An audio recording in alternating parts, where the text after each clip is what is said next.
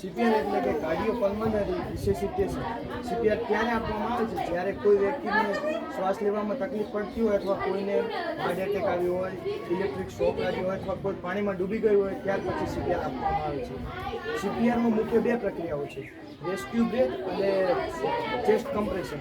Rescue breath એટલે કૃત્રિમ શ્વાસ આપવો અને ચેસ્ટ કમ્પ્રેશન એટલે હૃદયને ફરીવાર દબાણ આપીને ધબકતું કરવું.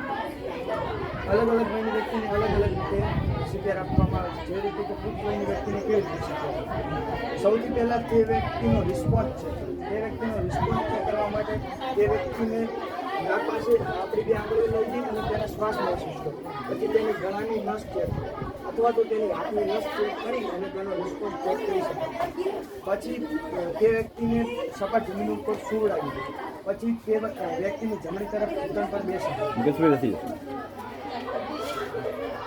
પછી તમારો જે જમણો હાથ છે તે નીચે જે મજબૂત હાથ છે તે નીચે જે તમારો મજબૂત હાથ છે તે નીચે જે મજબૂત હાથ છે તે નીચે રાખો. તેની ઉપર તમારો ઓછો મજબૂત હાથ છે તે મૂકો અને આંગળીઓ ફિટ કરી દો. પછી તે વ્યક્તિના મધ્ય ભાગમાં ચેસ્ટ કોમ્પ્રેશન આપવાનું ચાલુ કરો. કોમ્પ્રેશન એટલે સીધી રાખવાની. તમારું આખું શરીરનું બળ આપીને 2 ઇંચ સુધી નીચે જાય તેવી રીતે ચેસ્ટ કોમ્પ્રેશન આપે. 1 મિનિટની અંદર 100 થી 120 વાર ચેસ્ટ કોમ્પ્રેશન આપવાનું રહેશે અને 30-30ના ગાળા વચ્ચે 2 વાર તમારે રેસ્ક્યુ બ્રેથ આપવાનું રહેશે. જ્યાં સુધી કોઈ પણ મદદ ના આવી જાય ત્યાં સુધી આ પ્રક્રિયા ચાલુ જ રાખવાની.